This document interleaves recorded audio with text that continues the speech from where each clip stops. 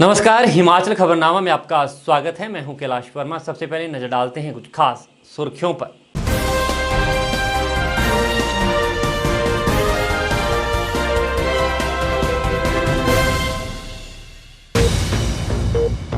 मुख्यमंत्री जयराम ठाकुर ने राज्य सरकार और नीति आयोग द्वारा पोषण और सहकारी संघवाद विषय पर आयोजित कार्यशाला को किया संबोधित। कहा, मातृ शिशु स्वास्थ्य एक स्वस्थ समाज हिमाचल के लिए महत्वपूर्ण। मुख्यमंत्री जयराम ठाकुर ने कहा, प्रदेश सरकार राज्य की समृद्ध सांस्कृतिक विरासत एवं परंपराओं को संजोए रखने के लिए वचनबद्ध। कहा, देव संस्कृति हिमाचल प्रदेश की विशेषता।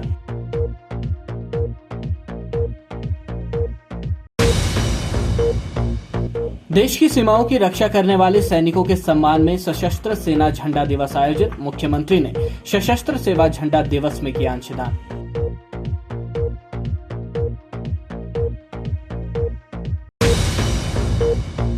प्रदेश सरकार से अपनी लंबित मांगों को मनवाने के लिए शिमला में जारी करुणामूलक आश्रितों की क्रमिक भूख हड़ताल। 131वें दिन प्रदेश सरकार की सद्बुद्धि के लिए शिमला में पूजा पाठ का किया आयोजन। सुर्खियों के बाद अब खबरें विस्तार से। मुख्यमंत्री जयराम ठाकुर ने कहा कि मातृ शिशु स्वास्थ्य एक स्वस्थ समाज और समृद्ध हिमाचल के लिए महत्वपूर्ण है और इस बारे में लोगों को जागरूक करने के लिए प्रदेश में एक विशेष अभियान शुरू किया जाएगा। प्रदेश सचिवालय में राज्य सरकार और नीति आयोग द्वारा पोषण और सहकारी संघवाद विषय पर आयोजित कार्यशाला को संबोधित करते हुए मुख्यमंत्री ने कहा कि पोषण को एक जन आंदोलन बनाने के लिए जमीनी स्तर पर और अधिक जागरूकता लाने की आवश्यकता है। उन्होंने कहा कि अति कुपोषित एवं मध्यम कुपोषित बच्चों के प्रबंधन के लिए हिमाचल प्रदेश राष्ट्रीय स्वास्थ्य मिशन और महिला एवं बाल विकास विभाग के सहयोग से एक मानन संचालन प्रक्रिया तैयार की गई है। प्रदेश को केंद्र सरकार की ओर से समय समय पर इस रूप में सहयोग की आवश्यकता रहती है, मदद की आवश्यकता रहती है। आपका सहयोग सदैव उनको प्राप्त हुआ, उसके लिए मैं आप सबका बहुत बहुत आभार व्यक्त करता हूँ। तो विशेष तौर से हमारे पोषण अभियान पर हिमाचल एक छोटा प्रदेश होने के बावजूद भी हम बहुत सारी चीजों में बहुत बेहतर भी कर भी रहे हैं। और हिमाचल प्रदेश में इस बात को भी हम कह सकते हैं कि शिक्षा के क्षेत्र में भी, स्वास्थ्य के क्षेत्र में जो हम प्रेजेंटेशन के माध्यम से भी कुछ चीज़ों को देख रहे थे, हमने बेहतर करने की कोशिश, सुधार हुआ है, काफ़ी अच्छा हुआ है। लेकिन मैं इस बात को मान करके चलता हूँ कि हमारा फोकस उन चीज़ों पर होगा तो निश्चित रूप से हम अपने लक्ष्य को हासिल कर सकते हैं। और वो कंट्रीब्यूशन एक पूरी एक जनरेशन के लिए होगा, बहुत बड़ा एक पीढ़ी के लिए होगा, आने वाले समय के, जो आने वाले भविष्य के लिए, हमारे हिमाचल के भविष्य के लिए। अगर हम पोषण के उस सारे बिंदुओं को अगर हम अध्ययन करें तो ये जनरेशन के लिए जो कंट्रीब्यूशन है, मुझे लगता है कि इसके लिए हमको तैयारी करनी चाहिए। हमारे लिए, हिमाचल के लिए निश्चित रूप से एक बहुत बड़ी एक अपॉर्चुनिटी है इन सारी चीज़ों को समझने की। चाहे वो पोषण अभियान की बात है, चाहे हिमाचल के संदर्भ में ओवरऑल जो हमारे जो डेवलपमेंट के लिए कुछ चीज़ें करने की दृष्टि से है, चाहे हमारा एग्रीकल्चर सेक्टर है, हॉर्टिकल्चर सेक्टर है, चाहे हेल्थ सेक्टर है, चाहे उसके साथ साथ में हमारा एजुकेशन का है, तो उसमें हम बेहतर कर सकते हैं। तो उस दृष्टि से ये बहुत महत्वपूर्ण आज की ये एक दिवसीय जो हमारी यहाँ पर यह सेमिनार का जो आयोजन किया, उसके लिए मैं आप सबका बहुत बहुत धन्यवाद करता हूँ। आप सब। मुख्यमंत्री जयराम ठाकुर ने कुल्लू जिला के बंजाल विधानसभा क्षेत्र के अंतर्गत सराहन गांव में पुंडरीक ऋषि के नए रथ की प्राण प्रतिष्ठा के अवसर पर आयोजित एक भव्य कार्यक्रम को शिमला से दूरभाष पर संबोधित किया। दूरभाष पर दिए अपने संदेश में मुख्यमंत्री ने कहा कि देव संस्कृति हिमाचल प्रदेश की विशेषता है और प्रदेशवासियों की देव समाज व देवी देवताओं में अटूट श्रद्धा है। उन्होंने कहा कि प्रदेश सरकार राज्य की समृद्ध सांस्कृतिक विरासत एवं परंपराओं को संजोए रखने के लिए वचनबद्ध है। मुख्यमंत्री को इस कार्यक्रम में व्यक्तिगत रूप से उपस्थित रहना था, लेकिन किन्हीं अपरिहार्य कारणों से वह वहां नहीं जा सके। मुख्यमंत्री जयराम ठाकुर ने कहा कि क्षेत्र के लोगों की देवता पुंडरीक ऋषि में असीम श्रद्धा है और उन्हें भगवान विष्णु का रूप माना जाता है। उन्होंने कहा कि एक जनश्रुति के अनुसार ग्राम दोगली के निकट सरहारी सरोवर के पास ऋषि लंबे समय तक तपस्या में लीन रहे और भगवान विष्णु ने उन्हें दर्शन देकर वैकुंठ धाम आने का निमंत्रण दिया और साथ ही साथ इस स्थान को वैकुंठ धाम के नाम से अभिभूत किया। इस मौके पर मुख्यमंत्री ने कहा कि बनोगी सेंज में लगभग 47 लाख रुपए की लागत से निर्मित वन विभाग के विश्राम गृह का भी लोकार्पण किया गया है, जिसके लिए उन्होंने समस्त क्षेत्रवासियों को बधाई दी। उन्होंने कहा कि इस विश्राम गृह के निर्माण से क्षेत्र में पर्यटन गतिविधियों को भी बढ़ावा मिलेगा। मैं देवता पुंडरीक ऋषि के चरणों में भी प्रणाम करता हूं और उनसे क्षमा भी चाहूँगा। आने वाले समय में कोशिश करूँगा कि जल्दी से मैं वहाँ आकर के सभी लोगों से भी मिल सकूं और ऋषि पुंडरीक जी का भी आशीर्वाद ले सकूं, ऐसी मैं कोशिश करूँगा। मुझे इस बात की प्रसन्नता है कि पुंडरीक ऋषि का नया रथ बनकर के तैयार हुआ है और उसकी प्रतिष्ठा का आज का ये कार्यक्रम बहुत बेहतर ढंग से आज सफल हुआ है।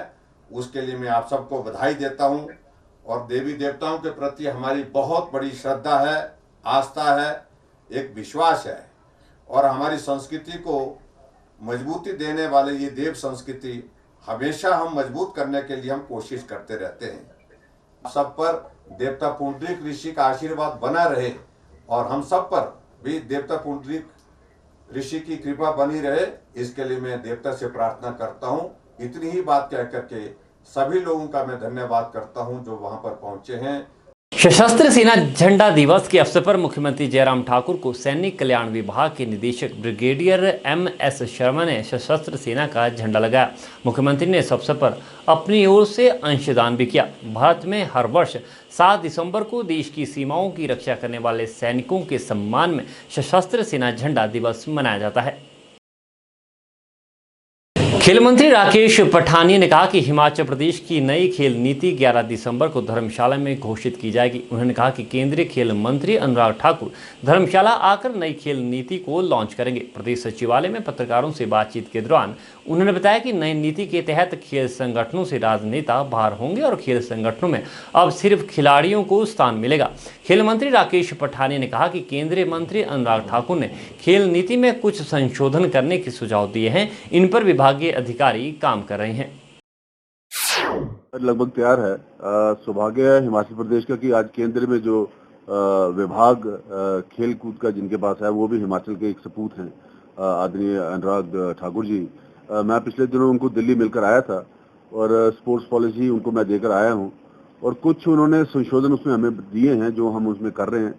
बाकी फाइनल मीटिंग हमने 11 तारीख को धर्मशाला में रखी है, तो 11 तारीख को आदरणीय अनुराग जी धर्मशाला आ रहे हैं और मैं उनके हाथ से जो है स्पोर्ट्स पॉलिसी अनाउंस करवाने वाला हूं और कुछ और एडिशन डिलीशन जो भी हैं वो अब फाइनल स्टेज पे हैं।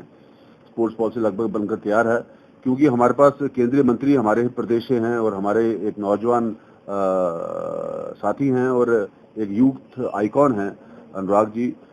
मेरी विस्तार से बात आदरणीय मुख्यमंत्री जी जयराम ठाकुर जी से और अनुराग जी से बात हुई है और 11 तारीख को जैसे अनुराग जी आएंगे एक विशेष हम बैठक करके अपनी स्पोर्ट्स पॉलिसी उस दिन अनाउंस करने वाले हैं।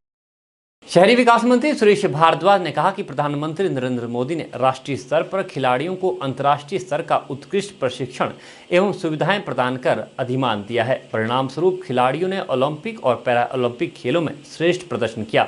शहरी विकास मंत्री शिमला के इंदिरा गांधी खेल परिसर में हिमाचल प्रदेश विश्वविद्यालय के अंतर महाविद्यालय महिला बॉक्सिंग स्पर्धा के उद्घाटन अवसर पर बोल रहे थे। उन्होंने कहा कि मुख्यमंत्री जयराम ठाकुर द्वारा प्रदेश में खेल गतिविधियों को बढ़ावा देने के लिए खेल प्रोत्साहन योजना शुरू की गई है। इस योजना के तहत प्रदेश के विभिन्न क्षेत्रों में खेल मैदानों का निर्माण किया जा रहा है, जिसके लिए 15 लाख रुपए की राशि प्रति मैदान निर्धारित की गई है।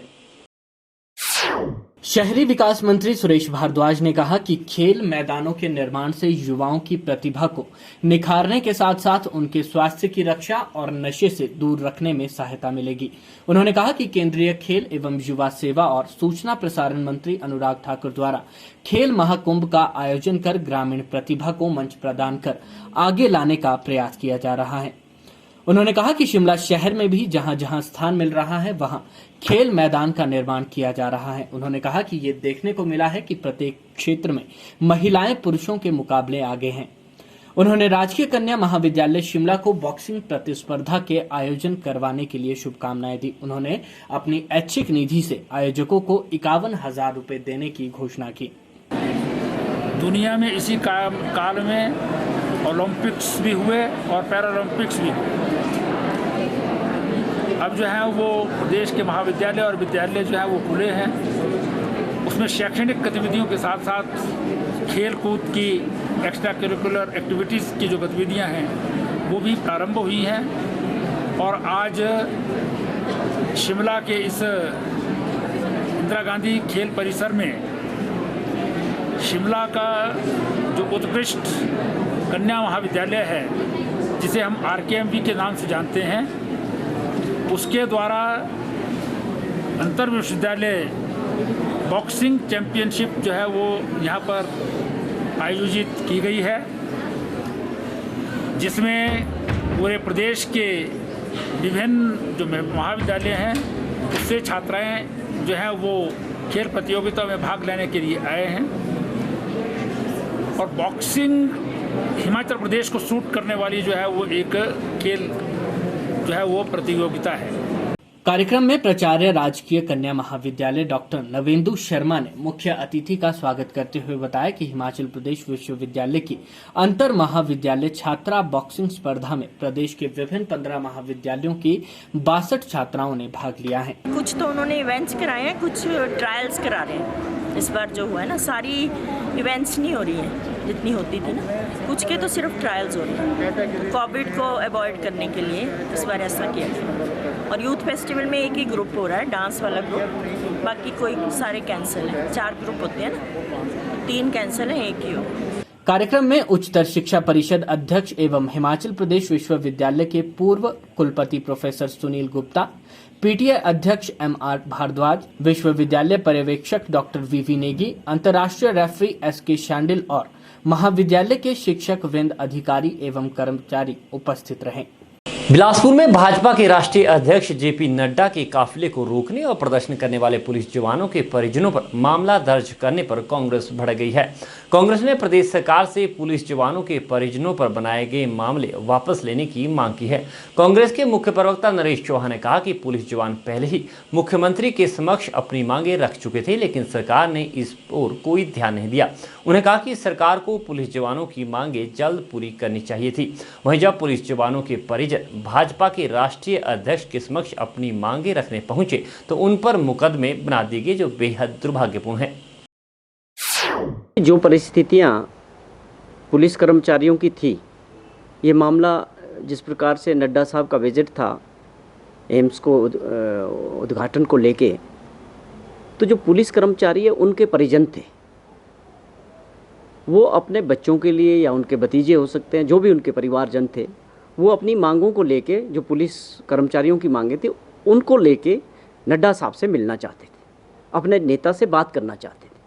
तो जिस प्रकार की परिस्थितियां बनी है, ये पूरी तरह से सरकार का एक टोटल फेलियर एक बार फिर से दिखता है कि अगर उसको मैनेज करते, उनसे बातचीत करके पूरा समय उनको दिया जाता और वो फिक्स किया जाता नड्डा साहब के साथ कि वो मिलने का समय उनका, तो ये परिस्थिति ना बनती। उनका अधिकार है, वो अपनी मांगों को लेकर अपने नेता से मिलना चाह रहे हैं और सरकार उनके खिलाफ, परिजनों के खिलाफ 10 लोगों के खिलाफ FIR और केस दर्ज किए। तो कांग्रेस पार्टी इसकी निंदा करती है और हम ये चाहते हैं कि जो केसेस बने हैं वो इमीडिएटली विड्रॉ होने चाहिए और उनके साथ जो पुलिस जनों की जो मांगे हैं, जो भी उनके मसले हैं, सरकार को उनके साथ बातचीत करनी चाहिए और बातचीत के ज़रिए उन मसलों को जो है सुलझाने का प्रयास होना चाहिए। ये बार बार जिस तरह से इनडिसिप्लिन हो रहा है, इसके पीछे सरकार की कमज़ोरी दिखती है। तो ये सरकार को ऐसा रवैया नहीं रखना चाहिए। पुलिस जन भी हमारे लोग हैं, हमारे में से हैं।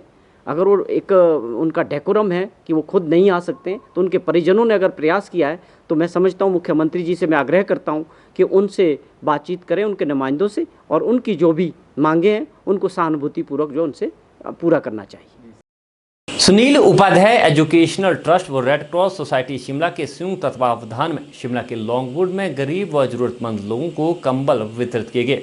इस मौके पर Himachal Pradesh red cross society की उपाध्यक्ष डॉक्टर साधना ठाकुर विशेष रूप से मौजूद रही। उन्होंने सुनील उपाध्याय एजुकेशनल ट्रस्ट द्वारा आयोजित इस पुण्य कार्य की सराहना की और अन्य सामाजिक संगठनों से भी मानवता की सेवा में आगे आने का आह्वान किया। सुनील उपाध्याय एजुकेशनल ट्रस्ट व रेड क्रॉस सोसाइटी शिमला के संयुक्त तत्वावधान में लॉन्गवुड में कंबल वितरण कार्यक्रम आयोजित किया गया। ट्रस्ट के सचिव डॉक्टर सुरेंद्र शर्मा ने जानकारी देते हुए बताया कि ट्रस्ट द्वारा 150 जरूरतमंदों को कंबल वितरित किए गए। उन्होंने बताया कि ट्रस्ट हर वर्ष सर्दी आने पर इस तरह के कार्यक्रम पूरे शिमला शहर में आयोजित करता है और इससे पहले भी ट्रस्ट द्वारा विभिन्न स्थानों पर वस्त्र वितरण व कंबल वितरण के कार्यक्रम आयोजित किए गए हैं। ट्रस्ट का ये आपको मालूम ही है कि पहले हमने कपड़े इकट्ठे किए हैं, अब ये वितरण का कार्यक्रम हम शुरू कर रहे हैं। आज तो सिर्फ कंबल वितरण हुआ है यहाँ पर, इसके बाद ये मानिए कि आज वितरण का शुभारंभ यहाँ से हुआ है। 15 जनवरी तक इस कार्यक्रम को हम चलाते हैं और चलाएंगे और उसमें बहुत सारे ऐसे पॉकेट्स हैं शिमला में, शहर में और इवन शहर के बाहर भी हम कुछ जगह निकले हैं कि जहाँ जहाँ तक हम सब लोगों जो ज़रूरतमंद लोग हैं उन तक पहुँचने की कोशिश करेंगे। वहीं रेड क्रॉस सोसाइटी की उपाध्यक्ष डॉक्टर साधना ठाकुर ने ट्रस्ट द्वारा निरंतर किए जा रहे कार्य की सराहना की। उन्होंने ट्रस्ट के सभी कार्यकर्ताओं को इस प्रकार से समाज में किए जा रहे सेवा कार्य के लिए हार्दिक शुभकामनाएं दी। उन्होंने बताया कि आने वाले समय में भी इस तरह के कार्यक्रम आयोजित किए जाएंगे। समाज से जुड़े हुए इस कार्य को वो आगे बढ़ा रहे हैं।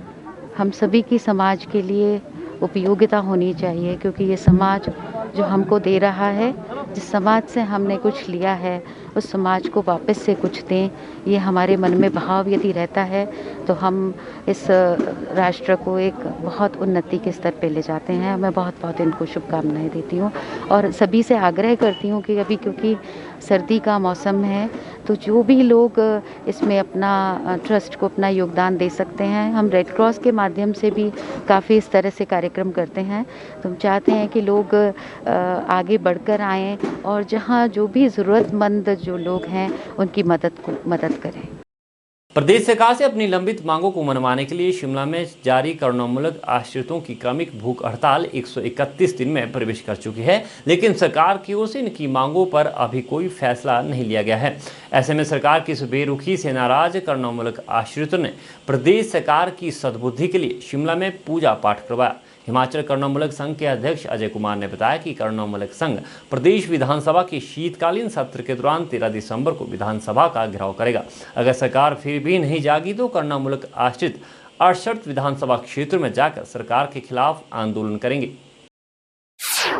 हिमाचल प्रदेश सरकार के मुख्यमंत्री और मंत्रियों को सद्बुद्धि देने के लिए करुणामूलक संघ ने मंगलवार को सद्बुद्धि हवन पाठ का आयोजन किया, ताकि भगवान सरकार को सद्बुद्धि दें और करुणामूलक आश्रित परिवारों के बारे में सरकार कोई सकारात्मक निर्णय ले और आने वाली आगामी कैबिनेट में राहत प्रदान करें।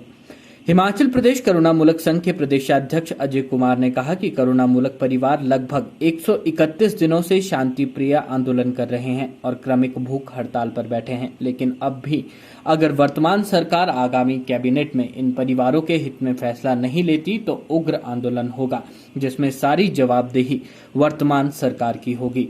अजय कुमार ने कहा कि लगभग 131 दिनों से ये करुणामूलक परिवार कालीबाड़ी मंदिर के पास एक वर्षा शालिका में क्रमिक भूख हड़ताल पर बैठे हैं, परंतु सरकार इनके प्रति उदासीन है। प्रदेशाध्यक्ष अजय कुमार ने कहा कि धर्मशाला में होने वाले विधानसभा शीतकालीन सत्र के दौरान प्रदेश के हर कोने से करुणामूलक परिवार हजारों की संख्या में अपनी मांगों को लेकर प्रदर्शन करेंगे। करुणामूलक संघ हिमाचल प्रदेश जो लंबे समय से 131 दिनों से क्रमिक भूख हड़ताल पर बैठा है, लेकिन सरकार के द्वारा जो है हमारी सद्बुद्धि नहीं ली जा रही है।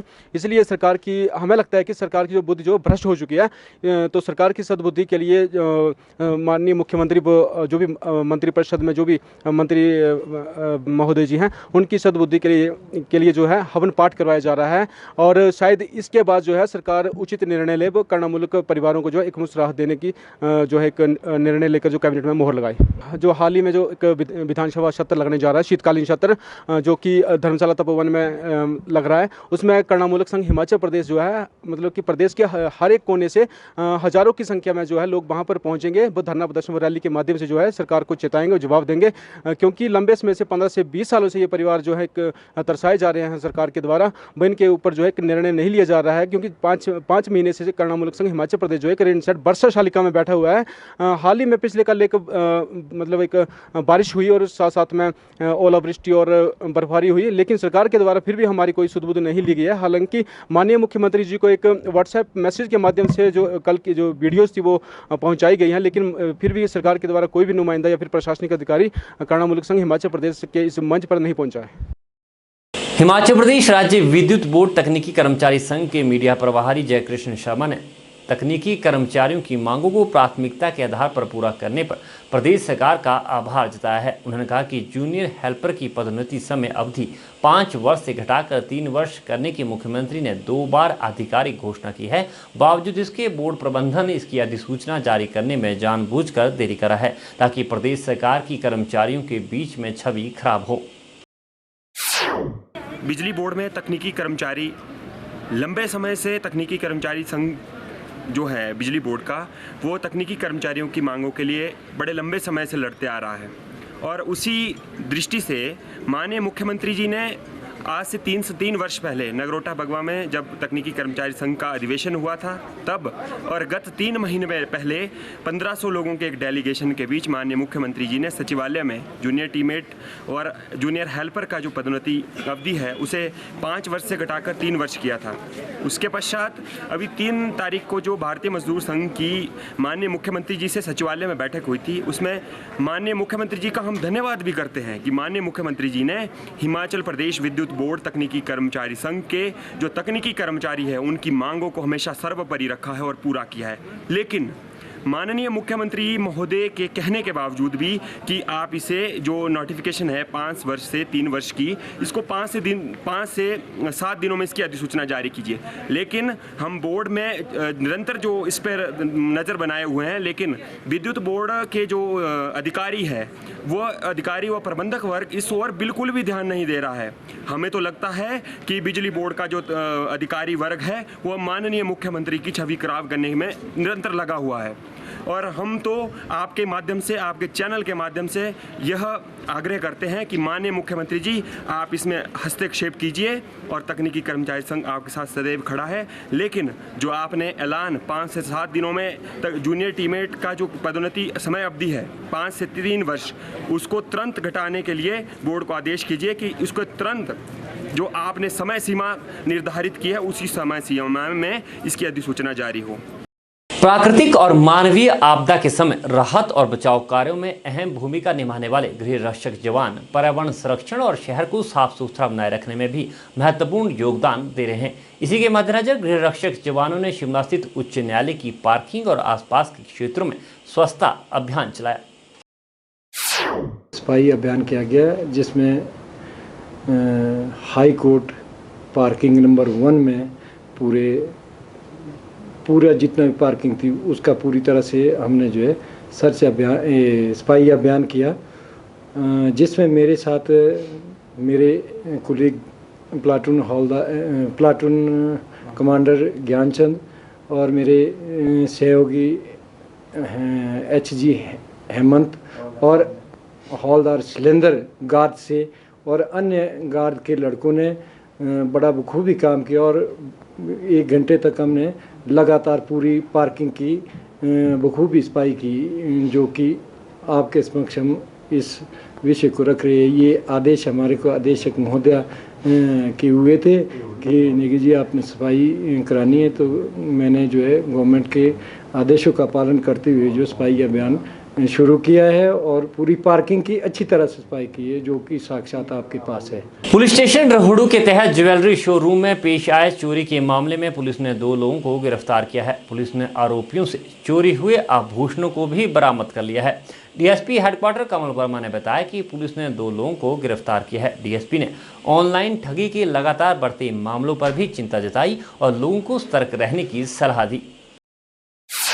ये रोडू थाना के अंतर्गत जो है एक केस रजिस्टर्ड हुआ था, जो कि ज्वेलर की शॉप में कुछ लोग जो है ग्राहक बनकर आए थे और वहाँ से वो कुछ एक ज्वेलरी का सामान जो है चुरा कर जो है ले गए थे। छुपाया उन्होंने अपने उस सामान को अपने पास, और छुपाने के बाद जो है वो सामान जो खरीदना चाह रहे थे वो नहीं खरीदा और वो जो चुराया सामान था उसको लेकर चले गए थे। तो इसमें पुलिस द्वारा जो इन्वेस्टिगेशन की गई और कुछ इन्वेस्टिगेटिंग टेक्निक्स यूज़ की गई, तो उससे जो है 2 लोगों को गिरफ्तार किया गया, जिसमें एक महिला है और एक पुरुष है, जिन्होंने इस ज्वेलर की दुकान से जो है चोरी किया था सामान। कितने का होगा सामान सर? ये देखिए, ये तो अभी ज्वेलर जो है उनसे तहकीकात की जाएगी कि ये क्या ये सामान उनका था और कितने का सामान था और कहाँ से ये लाए थे। बिल प्रोड्यूस करने के बाद तभी ये बताया जा सकता है कि ये लगभग कितने का सामान था।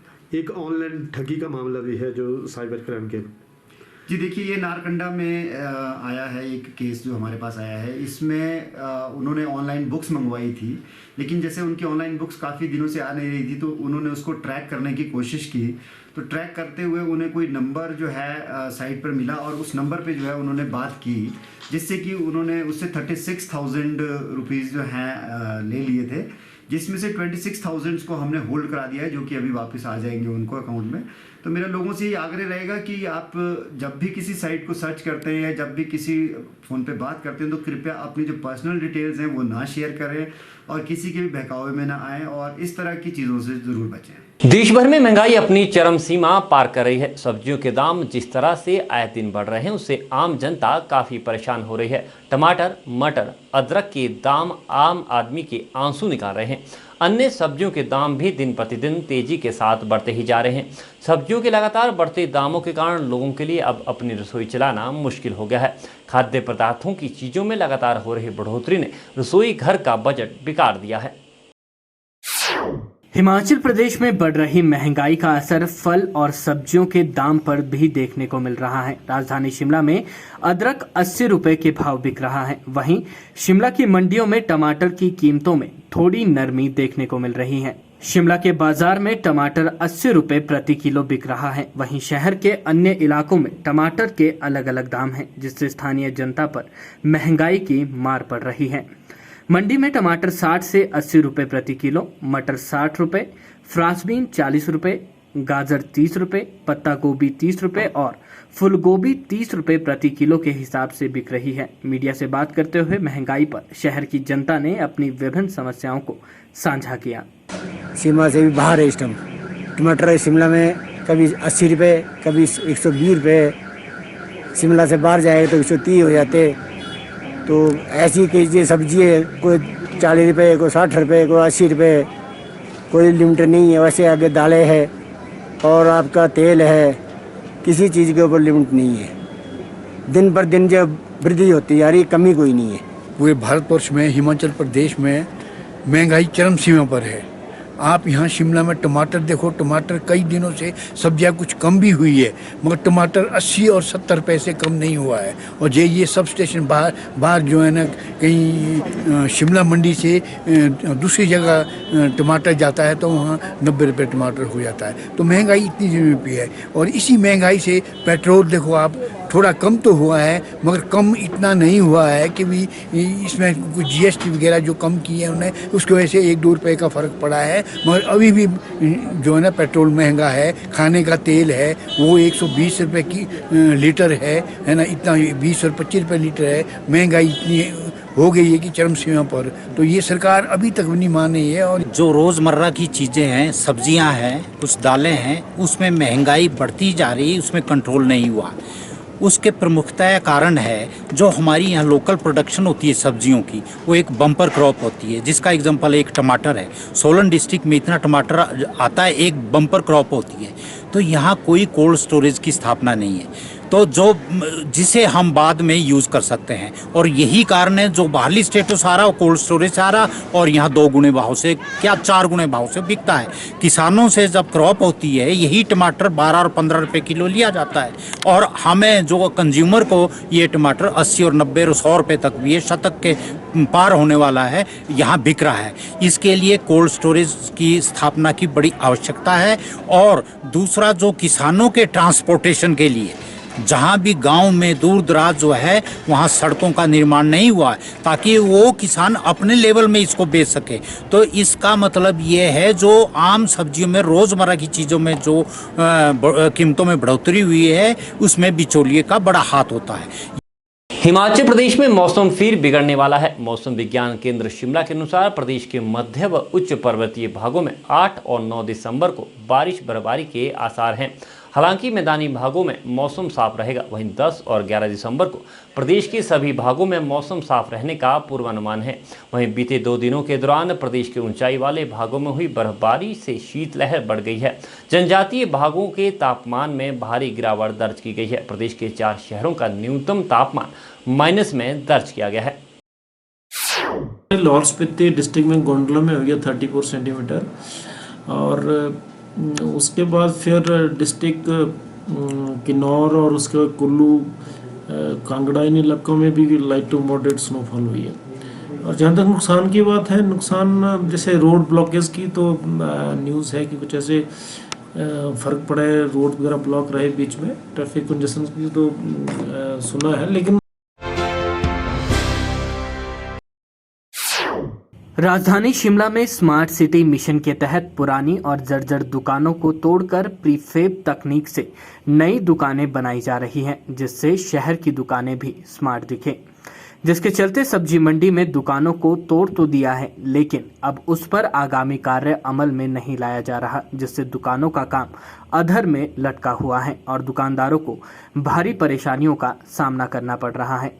व्यापार मंडल के अध्यक्ष संजीव ठाकुर ने कहा कि कार्य रुकने के कारण दुकानदारों को अपनी दुकान होते हुए भी सड़कों पर बैठना पड़ रहा है। उन्होंने जल्द इस कार्य को शुरू करने की मांग की। उन्होंने कहा कि अगर समय रहते कार्य को शुरू नहीं किया गया तो दुकानदारों को मजबूर होकर धरने का सहारा लेना पड़ेगा। स्मार्ट सिटी के एमडी थे, उनके साथ भी हम आए थे और व्यापार मंडल ने उनसे ये अनुरोध किया था कि जितनी जल्दी हो ये दुकानें बननी चाहिए, क्योंकि जो दुकानदार है वो पिछले 1 साल से लगातार जो है बाहर बैठे हैं और उनको जो है वो अपनी दुकानें होते हुए सड़क के ऊपर जो है अपना सामान बेचना पड़ रहा है।